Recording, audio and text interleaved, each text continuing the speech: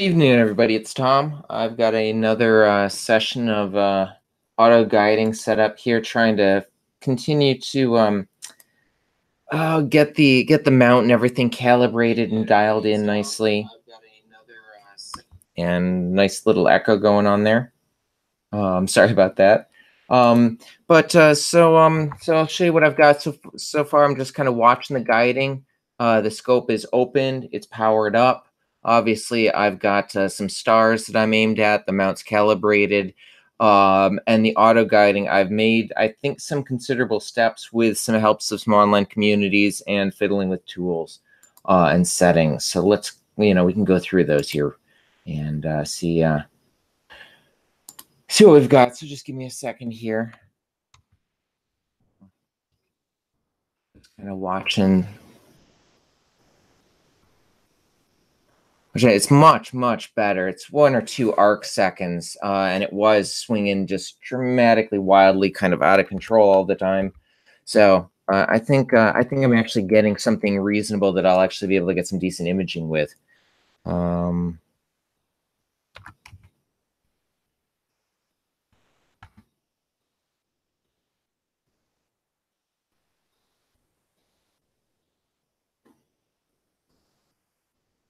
Okay, so just kind of kicking around here. Let's see what we've got. I've got too many windows open is what I've got going on here. So give me just a second. There we go. Okay. So right now, just to give you an idea of what's going on, give you the real quick run through. PWI is what's connected to the scope and actually controlling the mount. It's a great tool, and I love it with this mount. The ability to just, if something happens and it gets knocked, I click go home, I click load up the saved configuration, and it's all calibrated. I'm ready to go. So right now we are, pointed just to the east here. And we'll go to the details here. So what I've changed in my settings, for those of you that care about my PHD2 settings that have been updated and working on, couple of big ones apparently I've had good luck with. So my calibration steps are still pretty high, and I've still got the search region at 40 pixels. What I did do is I changed this assumed deck orthogonal to RA. I was having a lot of trouble where apparently it doesn't. This is apparently much more common than I thought. That it just doesn't move it far enough in my declination. And when it happens like that, it starts seeing the declination as axis as like a curve instead of a nice 90 degrees to my right ascension. And apparently telling it they're 90 degrees to each other helps out. And it did help out. I still got an error when I calibrated, but since I've been watching, I've brought down and changed. So that was the first change, was this declination orthogonal to right ascension. I went and I didn't actually change anything in here. What I did do is I changed my aggressiveness to 100%, because that was sort of a thing that I was kind of seeing over and over again, was talking about right ascension not moving enough in a direction. I then did go up and ran tools and did guiding assistant. I did not do the backlash though. When I was doing the backlash, I was coming up with an error before that it wasn't moving it far enough, all sorts of things like this. So I just did the guiding assistant without it. It recommended some settings. It was, I think it was the minimum move to 0.25 and 0.30. I went ahead and did that, and then I changed up the aggressiveness, and I've been playing around a little bit with the time of exposure.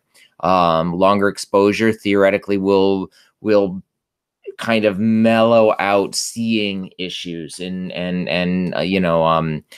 twinkling of the stars, and kind of average that out and bring it down. But as you can see, I'm much better. I was my RMS error was easily in the 3s before, 3.5, and it's really come down to 1.72, 1.5 seconds. And declination has actually it's gone up a little bit. It was hanging out at a quarter of a second for a while, but it's up to 0.38 right now.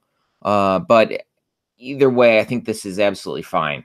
So we'll do some imaging here and see what we come up with. Right now, I'm on NGC 6960, and I'm centered right on a star in it. So we'll hop over here, and there's that star that I'm centered on. That was just a quick, make sure that I'm still, everything's there. Yep, so we're there. Focus actually looks pretty decent. Temperature is 15 degrees below 0 Celsius. It picks 14.8 and never actually goes to 15. And I'm honestly not quite sure why. I think it has something to do with that it's converted to essentially binary hexadecimal, and there is no 15 easy for it to do that way. Remember, computers don't really actually deal with decimals. They kind of get funky with it. But anyhow, not going into that. So let's go ahead and get a nice long exposure here. Let's go for a 40-second exposure. And let's see what we get. Hopefully there will be some nice nebulosity coming through there. But we'll see what we get here.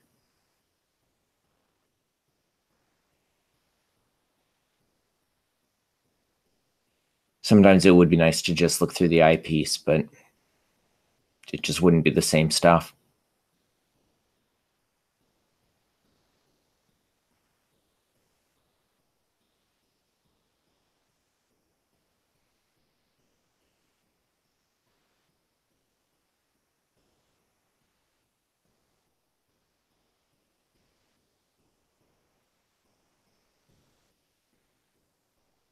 I don't see any nebulosity there, and I see blurry stars. Let's see what we get here, though. Let's go ahead and let's change this into color.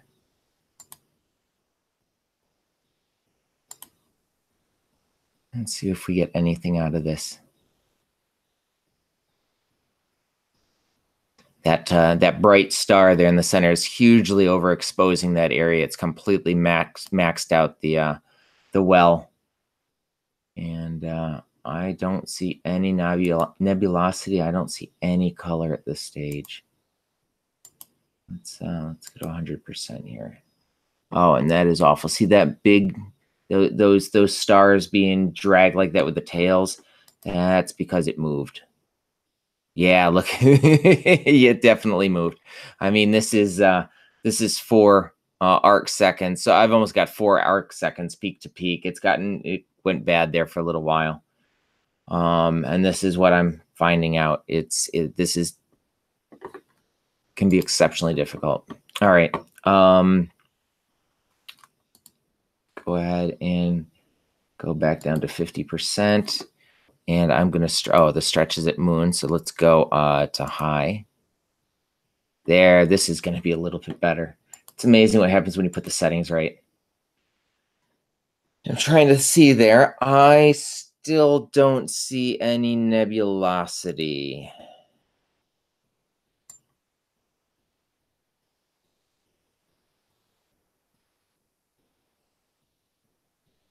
I think I actually do see some through here, but this star is going to make this extremely difficult. So we're actually going to pick a different spot.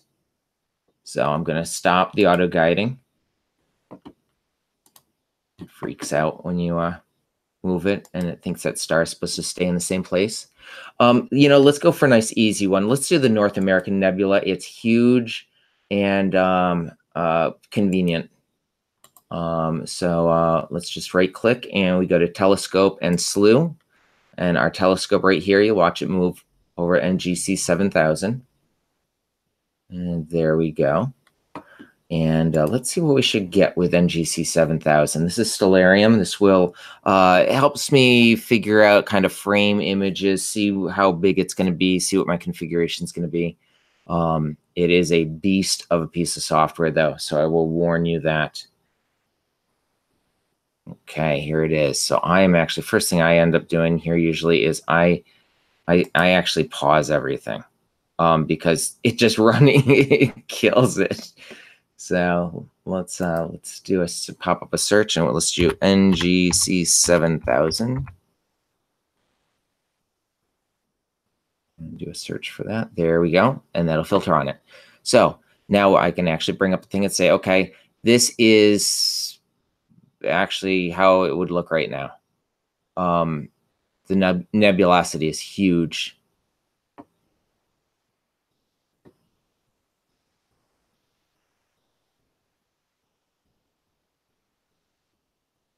Having a very hard time redrawing that screen. But as you can see, it's just a huge nebula, and the red rectangle in the middle here, this is actually my telescope with the current setup with the ASI 071 MC. But you can see how why it's North American Nebula, this kind of notch up here. It's kind of like the Great Lakes region, kind of, up into, we've got Maine kind of up here right to the right, Nova Scotian stuff. Then you come down here, and at the bottom, you've got what looks like Florida and the kind of a Gulf of Mexico down here, in the below where the box is. So anyhow, it's a giant nebula. We should be able to get something out of this. I want to see if I can get some longer exposures. It's really the goal out of this. So give you an idea of that. Let me go ahead and close this. If I can find my mouse. There we go. There's the mouse. And pop. And let's kill this. Okay. Let's go ahead and bring up PhD. Let's get it. Didn't need to. All right, let's loop. Okay. Tools, auto select star. It likes that star over there. I'm okay with that. And let's start guiding. And I'm going to clear my graph here. And we're at 1.5 seconds. We're at 100% aggressiveness for the right ascension. And minimum move is 0.3, and minimum for right ascension, and declination is 0.25 minimum move. And we'll just let it go for a while. And now we'll just go ahead over here and pop in, and let's do a 30-second exposure this time and see what we get here.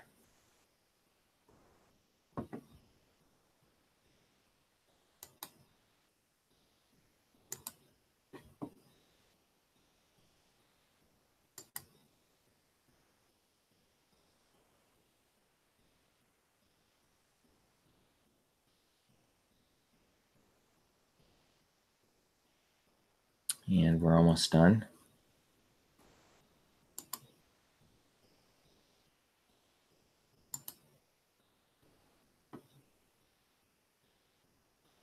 Okay, I think that whole thing is nebulosity. I think the only thing without nebula is this bottom left-hand corner, but let's go ahead and apply the color to that and see what we get.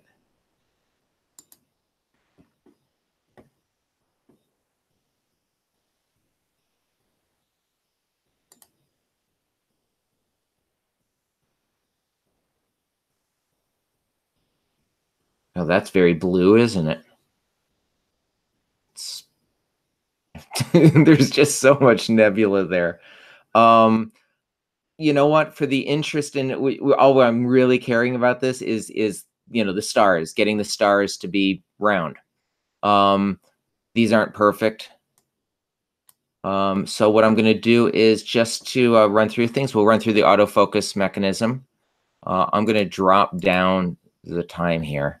We'll run back to that here in a second. So let's go ahead and do the autofocus. And the autofocus is focus max.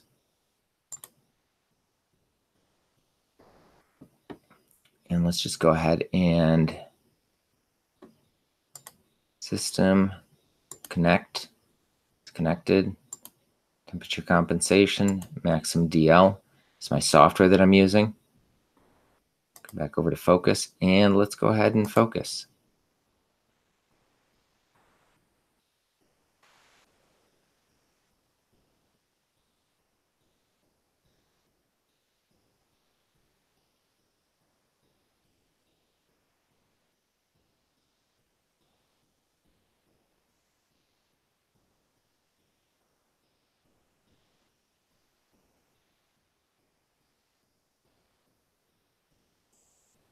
So by the way, it's doing this completely on its own.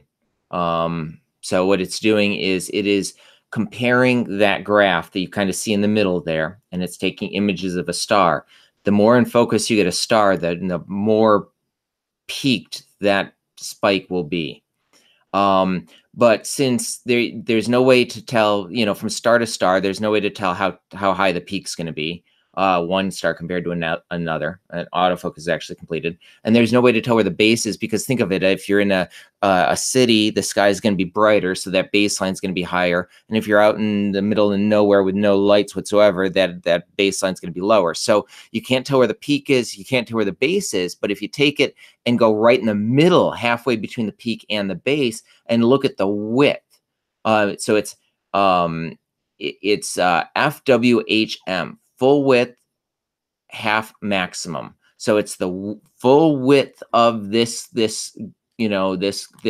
spike, halfway up it, and it says, oh, it's X amount wide. It gives it a numerical value for how wide it is, and then it changes the focus. If it gets narrower, you're getting closer to focus. If it gets wider, you're getting further away from focus. So it does a far better job than I could ever manually do in any way, shape, or form. So anyhow, so we're in focus now. I can go ahead and close Focus Max, jump over here, undo all this stuff. Let's do a 10-second exposure, and let's see what we get.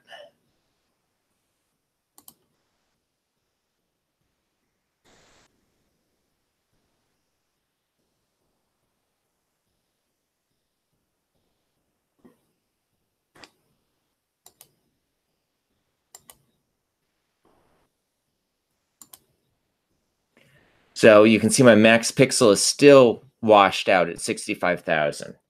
So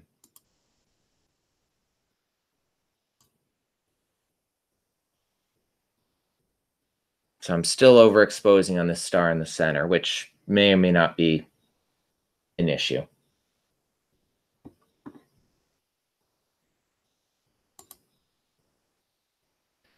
So there's definitely a lot of blue. I can see all the blue of this nebulosity.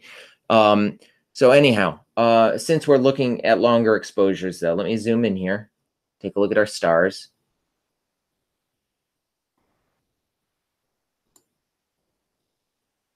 So they look reasonably round to me. They don't look fantastic, but let's go ahead and do I'm going to set it for let's do a 2-minute exposure. So, you know what?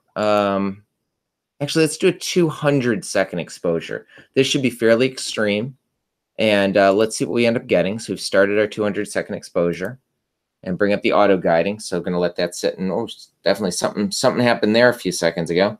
So we're going to just let this sit for a minute and auto guide on that exposure. And let's see what we come up with. I'm, in the meantime, going to take a quick run outside and see kind of what's going on. And make sure that the dome is pointed out.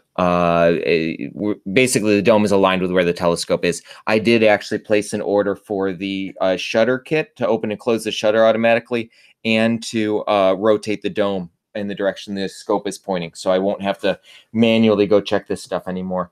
But anyhow, this is where I sit right now, and I'll be right back. Just sit and watch the guiding graph, and hopefully it stays. Yeah, gosh, it would be great if it stayed right on that line, stayed within the 1 arc second.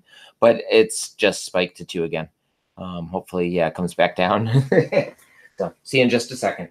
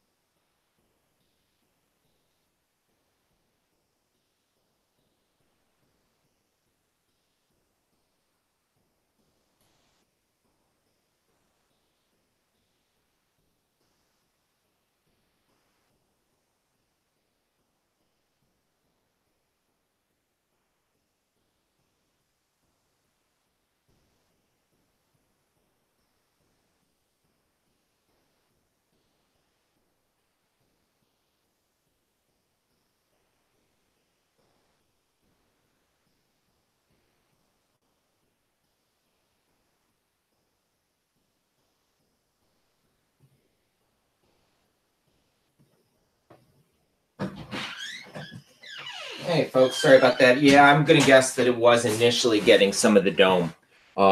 Maybe not, it wasn't blocking it completely, but it did not look like it had a clear shot. So I've rotated the dome around a little bit so that it's got a clear shot now. And let's see how we're doing with this image. So there's our image. Oh, the stars actually look, they're not, for 200 seconds. I'm not going to complain about this, I don't think. Let's see what we got for color. It's always so much better when you see it in color.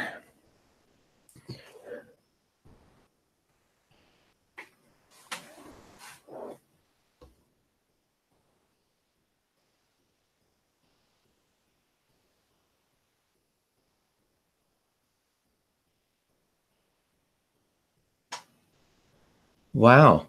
The guiding is definitely much better. I mean, I still definitely have some issues. If I go down here into this corner, I can definitely see that I've got, elongated stars. These definitely need improvement. Let me check the center.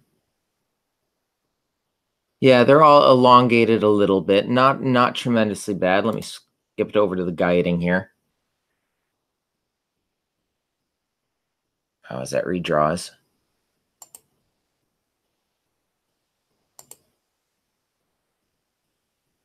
Whatever I did, it did not like that.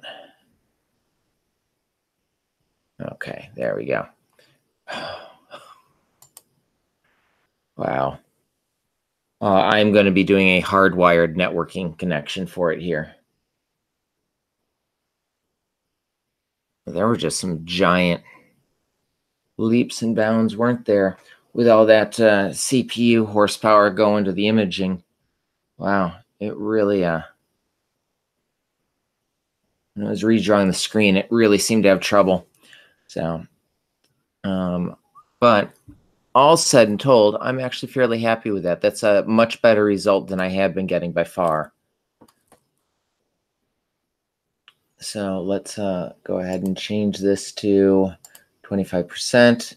Like I said, this is definitely better than I've been getting.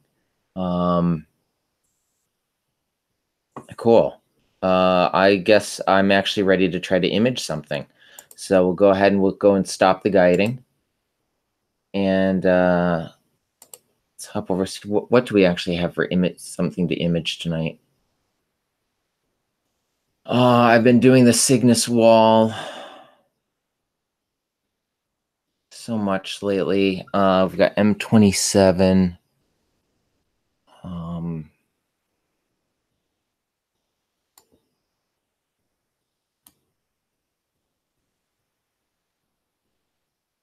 I don't know if Andromeda is high enough up yet. You know what? Let's do a little bit of Andromeda. See if we can get it. So I'm gonna go ahead and slew the scope to Andromeda, and as that's slewing here, I'm gonna go outside, reorient the dome in the right direction, and we can start doing some imaging of Andromeda. In fact, what I'm gonna do here is, once this is settled in on Andromeda, let's see if we're actually have any stars. I doubt we will. I suspect I'm just seeing the inside of the dome. Yes, I'm seeing the inside of the dome. So I'll be right back. I'm going to rotate that dome around for you guys.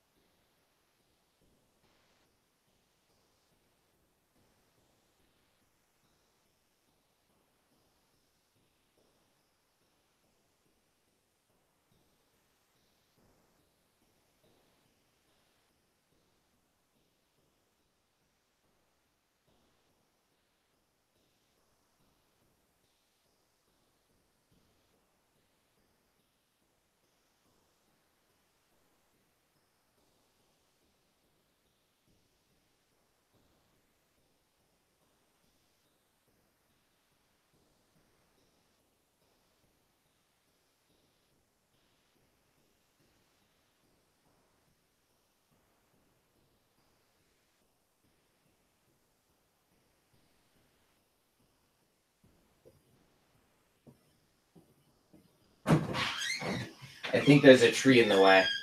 So we'll see here. We'll take some images. If not, there's a couple other targets that we can shoot for. The sky is not real exciting right now, but that's okay. Winter's coming, and I think it was yesterday morning, I was looking out and saw Orion coming up at like 4 in the morning or something. It was gave me hope because Orion's fun to image. Oops. Don't need to do 200 seconds worth.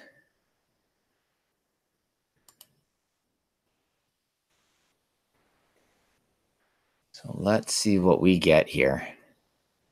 Like I said, there's a tree that's probably within view, but we'll see how it goes.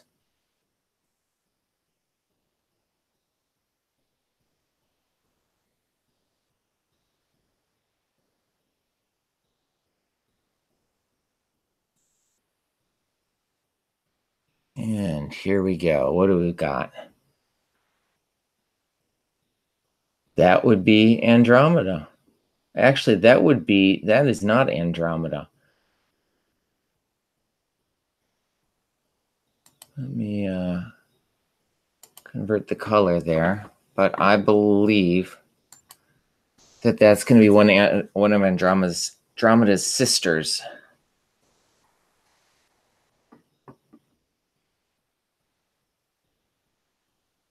I believe it's M110. I mean, that could be Andromeda. I can't tell from this image at this point. There's not enough data there. But max pixel is only 2000. It's actually much lower than I actually expected it. So let's go ahead and I'm okay with this. Let's see what we get when we do like a 60-second exposure. But let's hop over here to PHD. Let's turn on here. Loop exposures.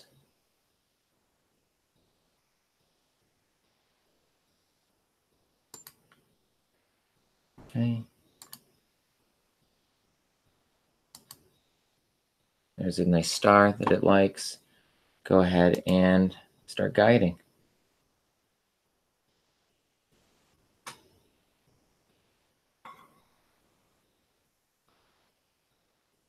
Okay. It always takes a little bit to dial in. So while it's dialing in, let's go ahead and hop over here and let's do our 60-second exposure. It's not going to be a good one, but let's get an idea of what we're looking at here. I can't tell if this is Andromeda or it's got a neighbor M110 here. So we'll zoom in here. And you can see in the image here that it's got M110 is kind of up and off to the little bit. We might be getting M110 there. I'm not 100% certain, but we'll see. And honestly, I don't much care. They're both neat.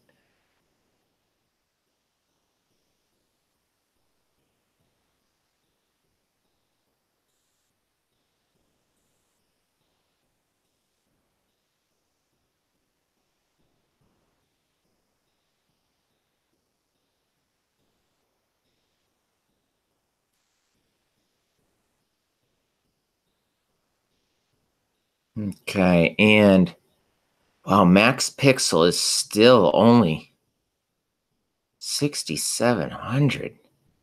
That is just shocking to me. Basically, so a camera is basically a container that holds photons. Photon comes in, it hits the pixel, it records it. So it can record a value of anywhere from 1 to 65,000. And what I'm being told here is that I'm looking at the guider statistics, not camera 1 stats. That would be helpful. Well, max pixel is still only 6,000. This is still low. I've got 65,000, so I can actually go 10 times this brightness and still well, I would be losing data at 67,000, but I wouldn't be losing much. So let's go ahead and let's put this to 200 seconds. Let's see what we get. While that's going, let's go ahead and convert this to color, see if there's anything cool in it.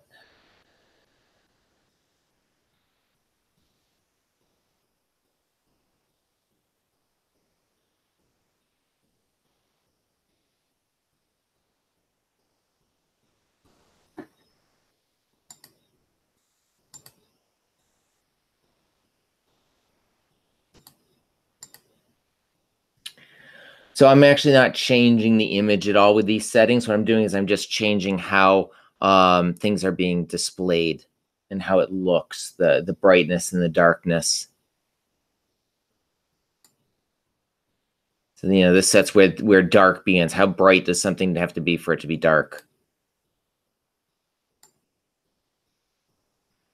And like I can see that, you know, coming through kind of the middle of it, there's like a dust lane coming. So you can play with these settings and kind of get a feel for what's out there and what's around.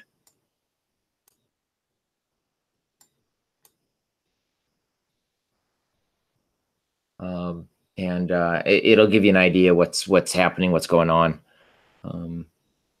But I think what we'll end up doing here is I think I want to move this to the center, and we'll do that here in a second after this next image.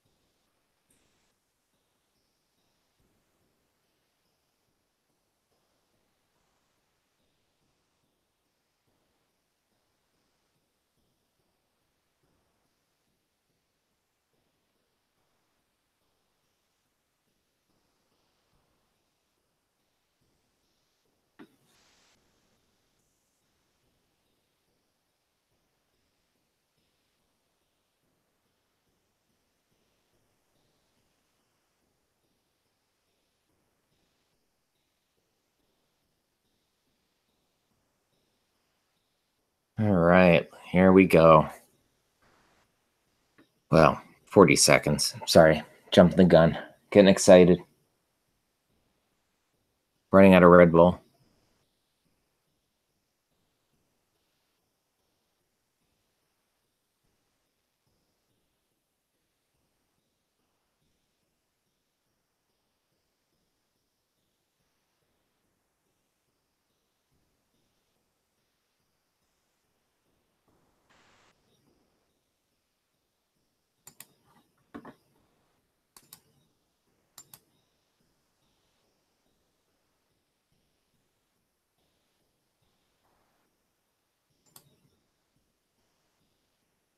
All right. Whoa.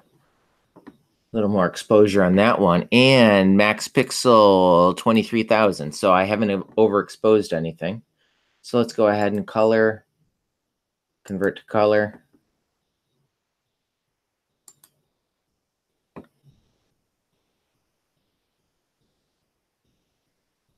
It's a lot of stars.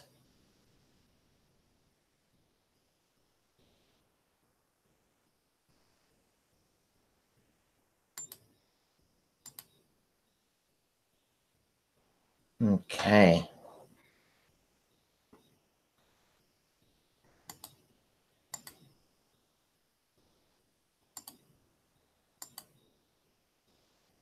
Yeah, I'm definitely starting to see stuff in here. So let's get this centered, and we can play around a little bit more with this. So let's go to 5-second exposures, and we'll do continuous. So this should let us see what we've got there. Okay, so you can see that where it is. And in fact, you know what? Let's hopefully that shows up under 2-second exposures. The faster the exposure, the quicker I can make adjustments. Yep, there it is. Okay, so We're going to minimize here, and we are going to slew.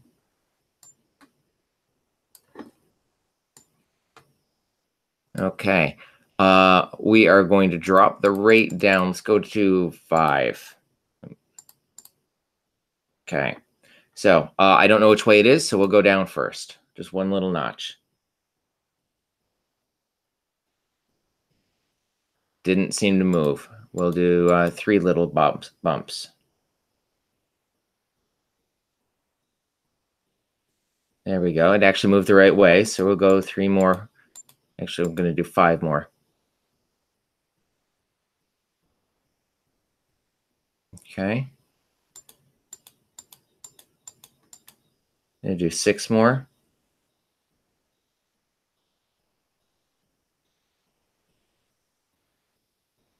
Okay. I want to drop it down a little bit. So do 3 bumps that way.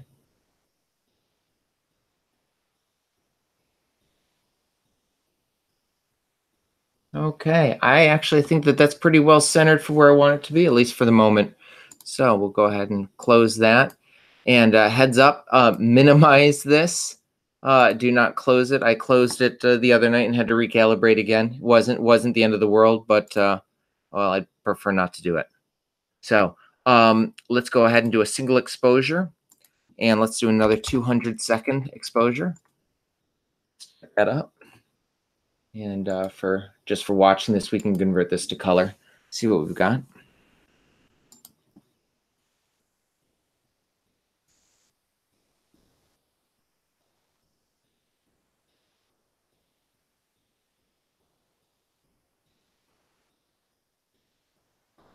Well, isn't that just purple? Okay. When you've got a short exposure and you're really trying to maximize it, it seems to always turn this purple and very grainy and not very clear. So that's when I do the longer exposures, you really don't get that nearly as much.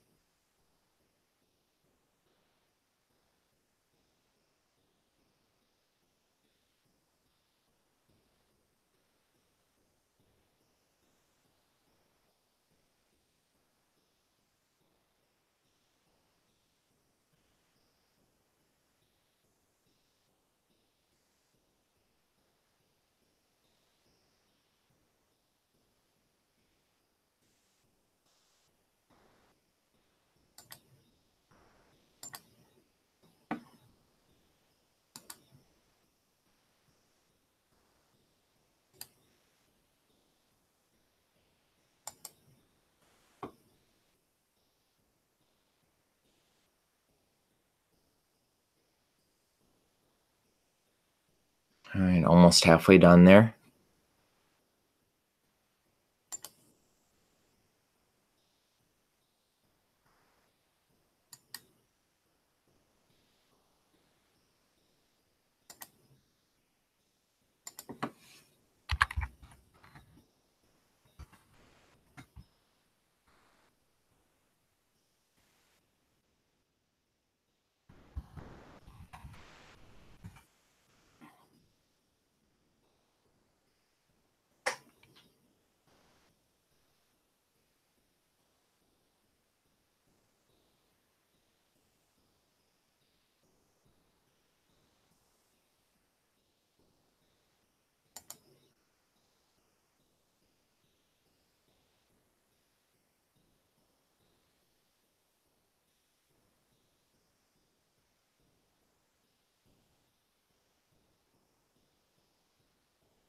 All right, 40 more seconds. We're getting there.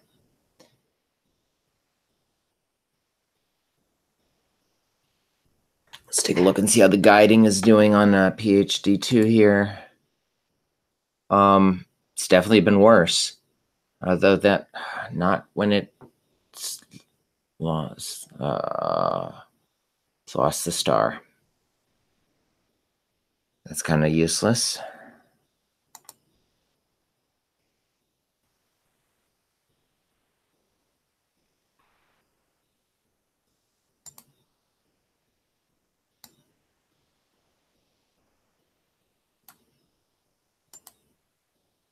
Gonna up it to 3 seconds for longer exposure.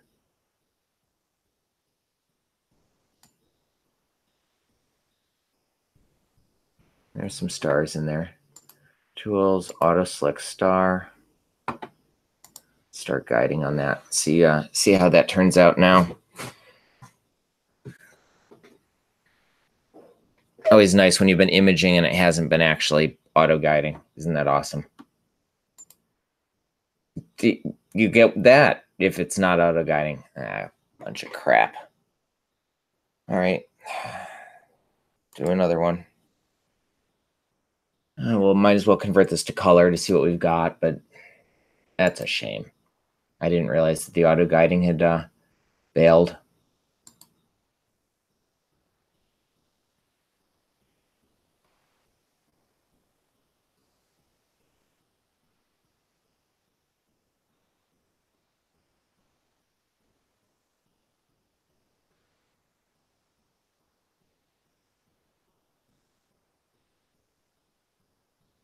It is amazing how many billions and billions of stars there are right there.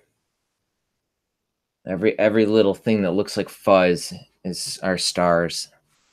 It's just astounding to me.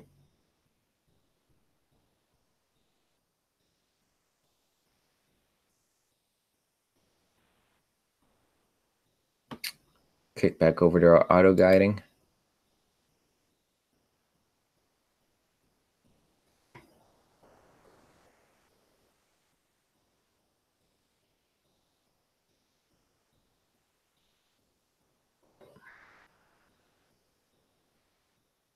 Well, the advantage is that it's a dim enough object that these spikes will have less of an impact than if it was a really bright object.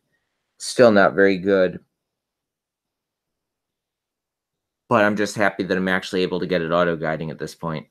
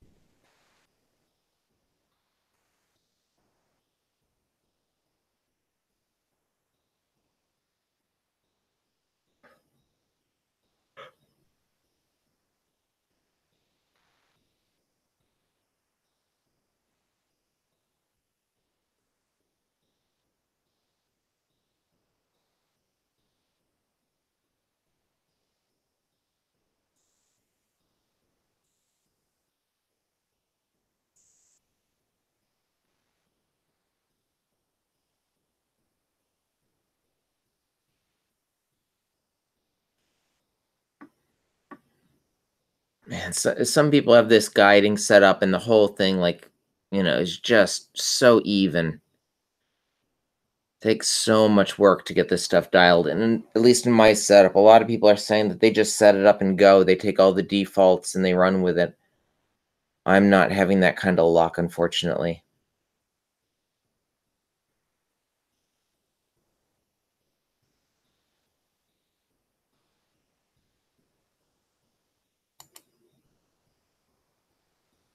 All right. Let's see if we got luck with this image. Here's 200 seconds.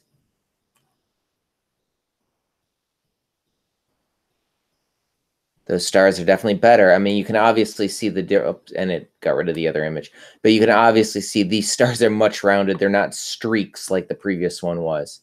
So I'm liking this. This looks good. And my max pixels, I'm liking it. It's 36,000. I think that this is good. So we're going to click down here to auto save. And I like that exposure of 200 seconds. 200 seconds. They're going to be light frames. We're not going to be doing any binning. Let's see. How many 200-second exposures do I want? So 180 is 3 minutes. So it's 3 minutes per 30 exposures, 3 minutes. Yeah, I'm thinking that I'm going to give this a try. I'm going to do 30 exposures at 200 seconds an exposure. We are going to call this, I honestly don't know if this is, let's say that it actually is Andromeda, which is M32.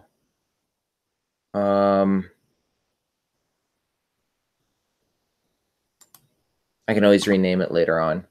So we'll leave it as M32. Didn't seem to take that. Let's try. What's going on here? M32.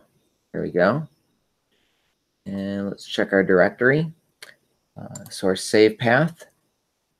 Oh, and there we go. So we're going to go to Astro Images. I'm going to create a folder called 9, 19, 18. Okay.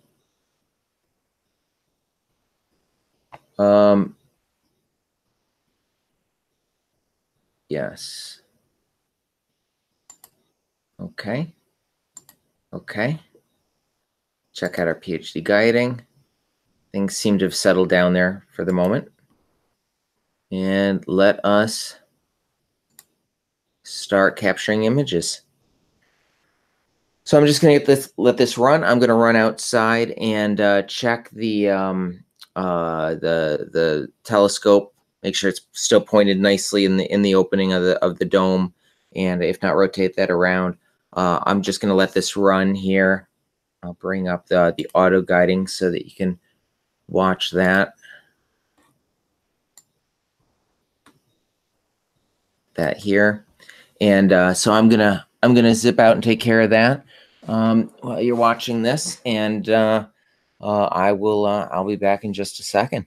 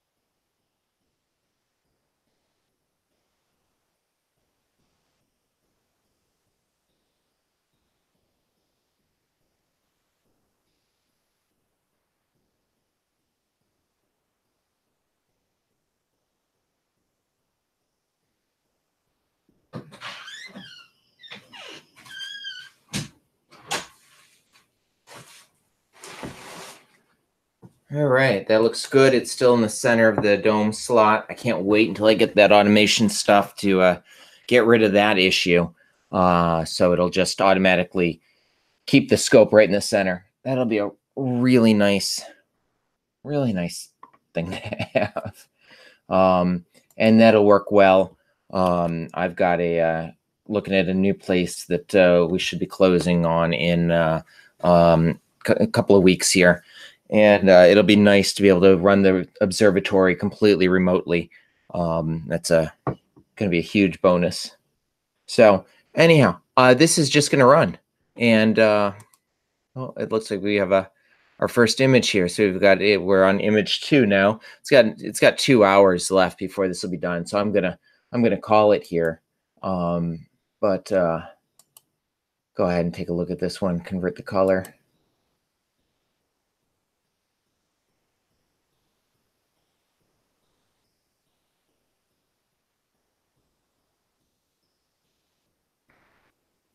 Yep. Looks good. Looks real good. So anyhow, have a great evening. I hope you've learned something. I hope you've enjoyed the opportunity to just kind of sit and look over my shoulder. I hope I can help somebody out with their mount issues, or at least help them from going through all the same growing pains I'm going through. So enjoy. Have a great evening. I will be posting up these images on Facebook shortly, probably in the morning. But I am looking at, actually, now that I see my exposure now is 65,000. So I've exceeded the well depth, and that's going to be a problem. So anyhow, I'll figure this out. I'll run images, and we'll have another one of these another night. So take care, enjoy, and until next time, thank you.